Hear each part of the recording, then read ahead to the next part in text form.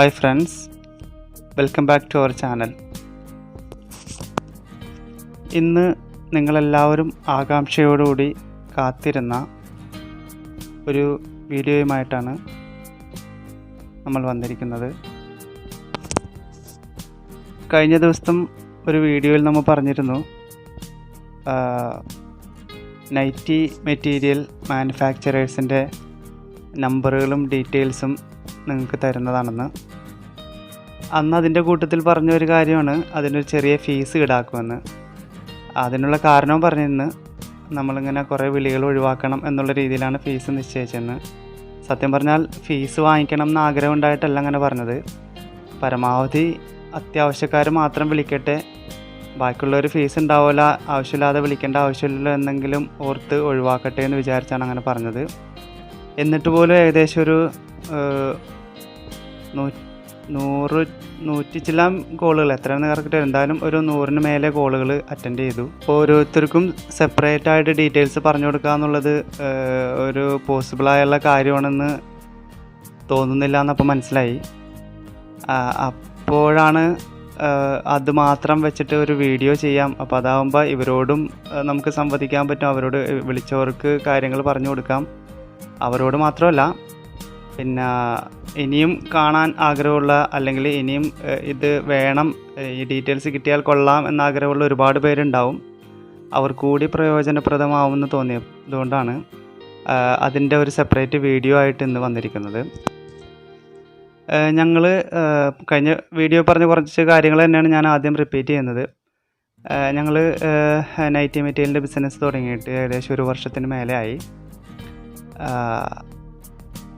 ബലോത്രയിൽ നിന്നാണ് ഇതുവരെ സാധനങ്ങൾ എടുത്തിട്ടുള്ളത്.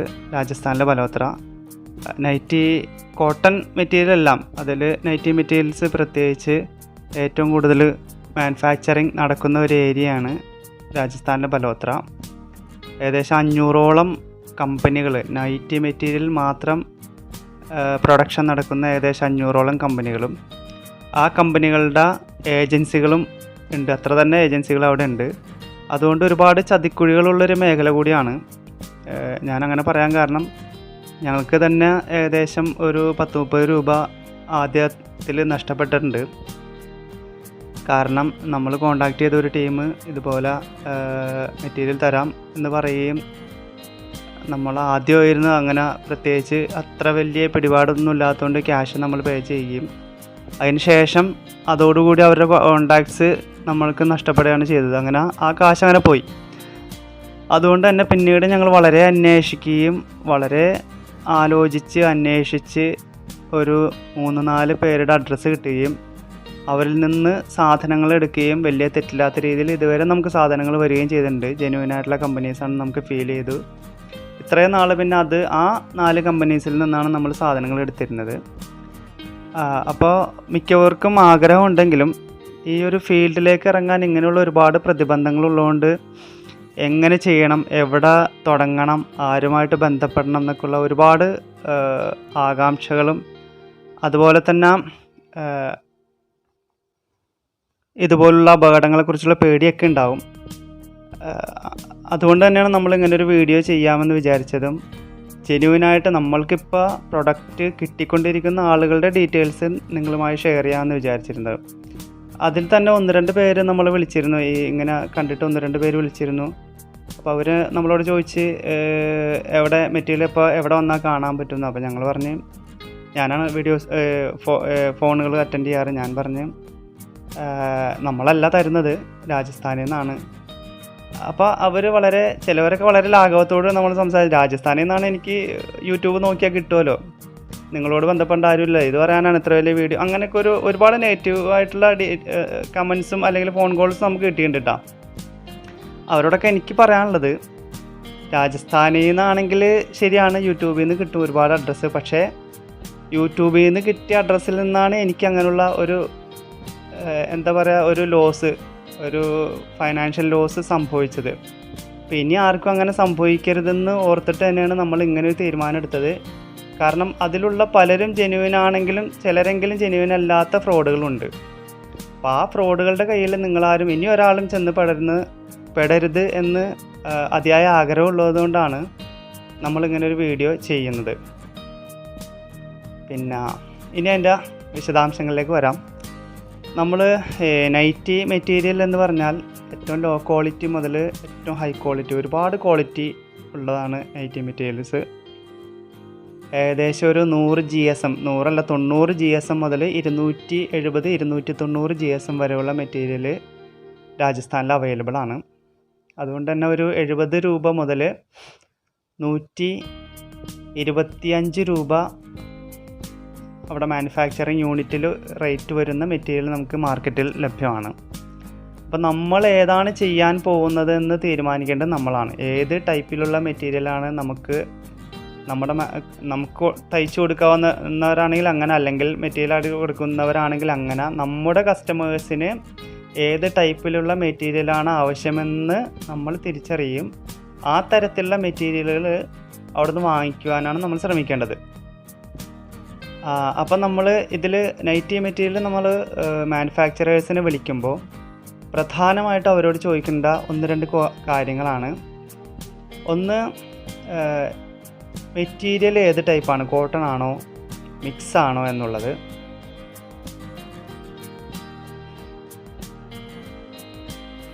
രണ്ട്, അതിൻ്റെ GSM, എത്ര GSM ആണ് മെറ്റീരിയൽ. മൂന്നാമത്തത് ടൈപ്പ് ഓഫ് ഡൈയിങ്. ഇതിലൊരുപാട് ടൈപ്പ് വരുന്നുണ്ട് പ്രിൻറ്റിൽ. അതിൽ പരമാവധി നമ്മൾ സെലക്ട് ചെയ്യേണ്ടത് പ്രോഷ്യൻ പ്രിൻറ്റ്സ് ആണ്.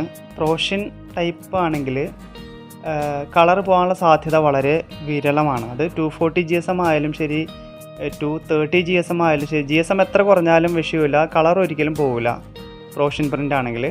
പ്രോഷ്യൻ പ്രിൻ്റ് ആണെന്ന് നമുക്ക് മനസ്സിലാക്കാനുള്ള ഏറ്റവും സിമ്പിളായിട്ടുള്ള ഐഡിയ, പ്രിൻറ്റിൻ്റെ നല്ല വശത്തിൻ്റെ ബാക്കിലുള്ള വശം വൈറ്റ് ഷെയ്ഡായിട്ടായിരിക്കും ഇരിക്കുന്നത്. അതുകൊണ്ട് നമ്മൾ നൈറ്റി മെറ്റീരിയൽ സെലക്ട് ചെയ്യുമ്പോൾ, അതിപ്പോൾ ഹോൾസെയിലായിട്ട് ഒരു ഷോപ്പിൽ പോയി എടുത്താലുള്ള കാര്യം കൂടി ഇതിൽ ഇൻക്ലൂഡഡ് ആണ് കേട്ടോ. നമ്മൾ മാനുഫാക്ചറേഴ്സിൻ്റെ കയ്യിൽ നിന്ന് എടുക്കുമ്പോൾ മാത്രമല്ല, ബൾക്കായിട്ട് എടുക്കുമ്പോഴുള്ള കാര്യം മാത്രമല്ല, നമ്മൾ ലോക്കലി ഏതെങ്കിലും ഒരു സ്ഥലത്ത് പോയി എടുക്കുമ്പോഴും വളരെ ശ്രദ്ധിക്കേണ്ട ഒരു കാര്യമാണ് പ്രിൻറ്റിൻ്റെ ബാക്ക് സൈഡ് വൈറ്റ് ഷെയ്ഡിലിരിക്കുക എന്നുള്ളത്. അപ്പോൾ ഒരിക്കലും കളർ പോകാൻ സാധ്യത ഇല്ലാത്തൊരു കണ്ടീഷനായിരിക്കുള്ളൂ. പിന്നെ മെറ്റീരിയലിൻ്റെ സൈസാണ്. കാരണം 2.7 മീറ്ററിൻ്റെ വരുന്നുണ്ട് കട്ട്, 2.9 മീറ്ററിൻ്റെ വരുന്നുണ്ട് കട്ട്, 3.2 മീറ്ററിൻ്റെ കട്ട് വരുന്നുണ്ട്. അപ്പോൾ നമുക്ക് ഏത് സൈസുള്ള മെറ്റീരിയലാണെന്നുള്ളതാണ് അടുത്ത സ്റ്റെപ്പ്. അത് നമ്മൾ അവരോട് വ്യക്തമായി ചോദിക്കുകയും അവരിൽ നിന്ന് അതിൻ്റെ ആൻസർ കിട്ടുകയും അതിൻ്റെ റേറ്റാണ് നമുക്ക് വേണ്ടതെന്നുള്ള രീതിയിൽ നമ്മൾ പറയുകയും ചെയ്യണം.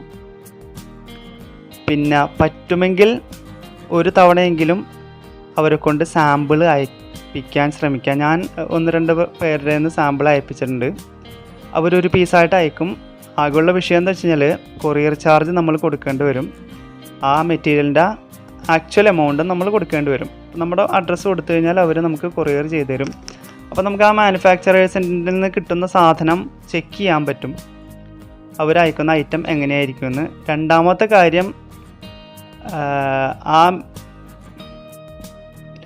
കാര്യം ഏത് ബ്രാൻഡാണെന്നുള്ളതാണ്. ബ്രാൻഡിന് വലിയ പ്രാമുഖ്യം കൊടുക്കേണ്ടതുണ്ടെന്ന് എനിക്ക് തോന്നുന്നില്ല. എന്നാലും രണ്ടാമത്തെ കാര്യമായിട്ട് പറയുന്നത് മിക്കവാറും ആൾക്കാർ അതിന് ഭയങ്കര പ്രാമുഖ്യം കൊടുക്കുന്നതുകൊണ്ടാണ്. നമുക്ക് ബ്രാൻഡിനേക്കാൾ വലുതായിട്ട് വേണ്ടത് ആ മെറ്റീരിയൽ നല്ല മെറ്റീരിയൽ ആവുമെന്നുള്ളതാണ്. ഞാൻ സാധാരണ എടുത്തിരുന്ന ബ്രാൻഡുകൾ 1-2 ബ്രാൻഡുകളുണ്ട്. ക്ലാസിക് ഗോൾഡ്, പരിധാൻ, പിന്നെ ബൊഹ്റ, അമേറ, വിട്രാഗ് എന്ന് പറയുന്ന ഒരു കമ്പനിയുടെ പല്ലവി. ഇതെല്ലാം വളരെ നല്ല മെറ്റീരിയലായിരുന്നു. കളർ പോകാത്ത ഹെവി ക്വാളിറ്റിയുള്ള 260+ GSM ഉള്ള മെറ്റീരിയൽസ് ആയിരുന്നു ഇതെല്ലാം. പിന്നെ പലർക്കുള്ള സംശയമാണ്, നമ്മൾ ഈ സാധനങ്ങൾ എടുക്കുമ്പോൾ ബൾക്കായിട്ട് എടുക്കുമ്പോൾ GST ആവശ്യമില്ലേ എന്നൊക്കെയുള്ള പ്രശ്നങ്ങളുണ്ടാവില്ലേ. ശരിക്കും പറഞ്ഞാൽ സാധനങ്ങൾ അവിടെ നിന്ന് എടുക്കാൻ GSTയുടെ ആവശ്യമില്ല. പക്ഷേ പേഴ്സണലി, അതായത് GST ഇല്ലെങ്കിൽ നമ്മൾ എടുക്കേണ്ടത് ഏതെങ്കിലും, ഞാനാണ് എടുക്കുന്നത് എൻ്റെ അഡ്രസ്സിലായിരിക്കണം. ആരാണ് എടുക്കുന്നത് അവരുടെ അഡ്രസ്സിലായിരിക്കണം സാധനം എടുക്കുന്നത്. ആ എടുക്കുന്ന ആൾക്ക് പാൻ കാർഡ് ഉണ്ടായിരിക്കണം എന്ന് നിർബന്ധമാണ്. പാൻ കാർഡും ആധാർ കാർഡും അവർ കോപ്പി ചോദിക്കും ഫസ്റ്റ് ടൈം. പിന്നെ അത് വെച്ചിട്ടായിരിക്കും നമുക്ക് സെക്കൻഡ് ടൈം മുതൽ പിന്നെ ചോദിക്കേണ്ട ആവശ്യമില്ല. ആ ഒരു അഡ്രസ്സിലായിരിക്കും അവർ അയക്കുന്നത്, ആ പാൻ കാർഡിൻ്റെ റെഫറൻസിലായിരിക്കും അയക്കുന്നത്. പിന്നെ നിങ്ങളൊരു ഷോപ്പായിട്ടൊക്കെ ഇരിക്കുന്ന ആളാണെങ്കിൽ GST ഉണ്ട് എങ്കിൽ പരമാവധി ആ GST നമ്പർ വെച്ചെടുക്കുക. GST ഇല്ല എങ്കിൽ ഒരിക്കലും ഷോപ്പിൻ്റെ പേരിൽ നിങ്ങൾ ഒരിക്കലും മെറ്റീരിയൽ എടുക്കരുത്. നിങ്ങളുടെ പേഴ്സണൽ പേരിലായിരിക്കണം എടുക്കേണ്ടത്. കാരണം വെച്ച് കഴിഞ്ഞാൽ ഷോപ്പിൻ്റെ പേരിൽ എടുക്കുമ്പോഴത്തേക്കും ഒരു കുറച്ച് പ്രാവശ്യം വരുമ്പോൾ ഒരുപാട് വിഷയങ്ങളുണ്ട്. ഷോപ്പിൻ്റെ സാധനം വന്നു കഴിയുമ്പോൾ നമുക്ക് കളക്ട് ചെയ്യാൻ നേരത്തെ അതിൻ്റെ സീല് വേണം. പിന്നെ പല പ്രാവശ്യം കുറച്ച് പ്രാവശ്യം അയക്കുമ്പോഴത്തേക്കും GST നമ്പർ ഇല്ലെങ്കിൽ പിന്നെ ബ്ലോക്ക് ആവും, ചിലപ്പോൾ വിഷയങ്ങളുണ്ടാവും. അപ്പോൾ ഏറ്റവും നല്ലത് ഷോപ്പിന് GST ഉണ്ടെങ്കിൽ ആ GST നമ്പർ വെച്ചെടുക്കാം. ഷോപ്പിന് GST ഇല്ലെങ്കിൽ ആരാണോ നടത്തുന്നത് അയാളുടെ പേരിൽ അഡ്രസ്സിൽ എടുക്കുന്നതായിരിക്കും നല്ലത് മെറ്റീരിയൽ. പിന്നുള്ളത് കൊറിയറാണ്. അവിടെ നിന്ന് ഇങ്ങോട്ട് ട്രാൻസ്പോർട്ടേഷനാണ്, അവിടെ നിന്ന് ഇങ്ങോട്ട് സാധനം എത്താമെന്നുള്ളത്. ഞാൻ ഇതേവരെ സാധനങ്ങൾ എടുത്തിരുന്നത് നൈറ്റി മെറ്റീരിയൽ മാത്രമല്ല എന്ത് ഐറ്റംസും പുറത്തുനിന്ന് എടുക്കുന്നത് VRL ലോജിസ്റ്റിക് വഴിയാണ്. നമുക്ക് വിശ്വസിക്കാവുന്ന ഒരു ലോജിസ്റ്റിക്കാണ് VRL. ഇതേവരെ എനിക്ക് പ്രശ്നങ്ങളൊന്നും ഉണ്ടായിട്ടില്ല. ഡോക്യുമെൻറ്റ്സും കാര്യങ്ങളൊക്കെ ക്ലിയർ ആണെങ്കിൽ കറക്റ്റ് നമ്മളെ ലൊക്കേഷനിൽ അവരുടെ ഓഫീസ് ഉണ്ടെങ്കിൽ ആ ഓഫീസിലായിരിക്കും സാധനങ്ങൾ വരുന്നത്. ഹോം ഡെലിവറി ആർക്കും അവൈലബിൾ അല്ല. VRL എന്നല്ല, ഒരു ലോജിസ്റ്റിക്കിനും ഹോം ഡെലിവറി അവൈലബിൾ അല്ല. ചെയ്യുന്നവരുണ്ട്, അപ്പോൾ റേറ്റ് നല്ല വ്യത്യാസം വരും. അതുകൊണ്ട് ട്രാൻസ്പോർട്ടേഷൻ നിങ്ങൾ സെലക്ട് ചെയ്യുമ്പോൾ നിങ്ങൾക്ക് ഏറ്റവും അടുത്തുള്ളത് VRL ഉണ്ട്, ABC ഉണ്ട്, അതുപോലെ ARC പാഴ്സൽ സർവീസ് ഉണ്ട്. ഇവരെല്ലാം ഈ ഫീൽഡിലുള്ളവരാണ്. ഓൾ ഇന്ത്യ ലെവലിൽ ഡെലിവറി ഉള്ള ആൾക്കാരായിരിക്കും സെലക്ട് ചെയ്യണത്. അല്ലെങ്കിൽ അവരോട് ചോദിക്കാം, നമുക്കിനി പരിചയമില്ലെങ്കിൽ അവരോട് ചോദിക്കുകയും അവർ പറയുന്നതിൽ ഏതെങ്കിലും നമ്മുടെ വീടിനടുത്ത് അല്ലെങ്കിൽ നമ്മുടെ ഷോപ്പിനടുത്ത് നമുക്ക് പോയി വാങ്ങിക്കാൻ കളക്ട് ചെയ്യാൻ പറ്റുന്ന ലൊക്കാലിറ്റിയിലുണ്ടെങ്കിൽ അതാണ് നമ്മൾ സെലക്ട് ചെയ്യേണ്ടത്. സാധാരണ നമ്മൾ ഓർഡർ ചെയ്യേണ്ട മിനിമം ക്വാണ്ടിറ്റി എന്ന് പറയുന്നത് 300 പീസാണ് നൈറ്റി മെറ്റീരിയൽ. ആ 300 പീസിന് 270 GSM ഒക്കെയാണ്. ഹെവി ക്വാളിറ്റി ആണെങ്കിൽ ഏകദേശം 85 കിലോയോളം വെയിറ്റ് വരും. ആ 85 കിലോ ഇവിടെ എത്താൻ നമുക്ക് ഏകദേശം ട്രാൻസ്പോർട്ടേഷൻ ചാർജ് വരുന്നത് ഒരു 800-850 രൂപയുടെ ഇടയിലാണ് കേട്ടോ. ഇത്രയും കാര്യങ്ങളാണ് മെയിനായിട്ട് ഇതുമായിട്ട് ബന്ധപ്പെട്ട് പറയാനുള്ളത്. പിന്നെ ഇനി നമുക്ക് ഓരോരുത്തരുടെ അഡ്രസ്സുകൾ നമുക്ക് നോക്കാം. ഞാൻ എഴുതി കാണിക്കും.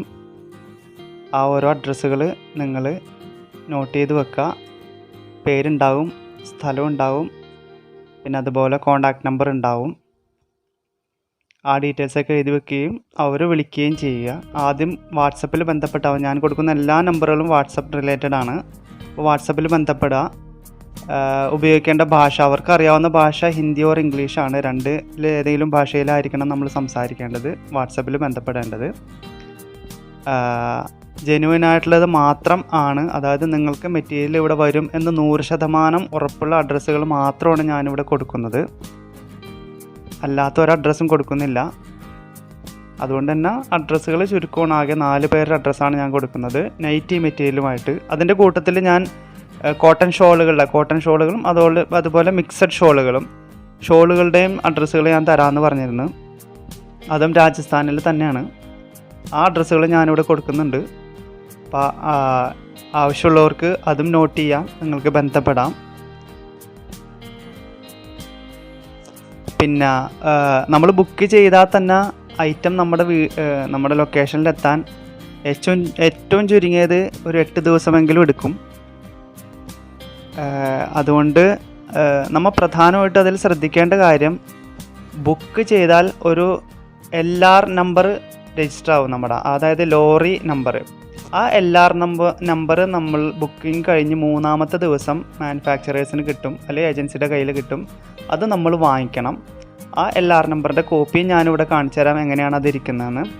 ആ LR നമ്പർ വെച്ചിട്ടാണ് നമുക്ക് ട്രാക്ക് ചെയ്യാൻ പറ്റുന്നത് നമ്മുടെ ഐറ്റം എവിടെ എത്തി, എത്ര ദിവസത്തിനുള്ളിൽ നമുക്ക് കിട്ടുമെന്ന എല്ലാ വിവരങ്ങളും ഉണ്ടാവും. ഏറ്റവും മിനിമം നമ്മുടെ ഐറ്റം അവിടെ നിന്ന് പുറപ്പെട്ടിട്ടുണ്ട് എന്നുള്ള കൺഫർമേഷനെങ്കിലും LR നമ്പർ നമുക്ക് കിട്ടുന്നതോടുകൂടി നമുക്ക് കൺഫേം ആണ്. പിന്നെ LR നമ്പർ കിട്ടുമ്പോൾ ശ്രദ്ധിക്കേണ്ട ഒരു കാര്യമുണ്ട്, അവരോട് പറയണം CC അറ്റാച്ച് ചെയ്യണം എന്ന്. CC അറ്റാച്ച് ചെയ്യാന്ന് പറഞ്ഞാൽ അതിൻ്റെ കോപ്പി അറ്റാച്ച് ചെയ്തിട്ട് വേണം അയക്കാൻ. ഈ സാധനം ഇതിൻ്റെ കോപ്പി സെപ്പറേറ്റ് നമ്മുടെ കയ്യിൽ ആവശ്യമില്ല. അതായത് ആരാണ് വാങ്ങിക്കുന്നത് അവർക്ക് ആവശ്യമില്ല, ഓൾറെഡി അവിടെ സബ്മിറ്റ് ചെയ്തിട്ടുണ്ടെന്നുള്ളതാണ് CC അറ്റാച്ച്മെൻ്റ് എന്ന് പറഞ്ഞാൽ. എങ്ങാനും CC അറ്റാച്ച് ചെയ്യാതെയാണ് അയക്കുന്നതെങ്കിൽ ആ കോപ്പി, കാരണം നമ്മുടെ കയ്യിലൊന്നുമില്ല, നമുക്ക് ആകെ ഫോട്ടോ കോപ്പി ഈ വാട്സപ്പ് വഴി അതിൻ്റെ ഫോട്ടോ ആയിരിക്കും കിട്ടുന്നത്. അപ്പോൾ അത് മാത്രം പോരാ, അതിൻ്റെ ഒറിജിനൽ ശരിക്കും നമ്മുടെ കയ്യിൽ വേണമെന്നാണ് നിയമം.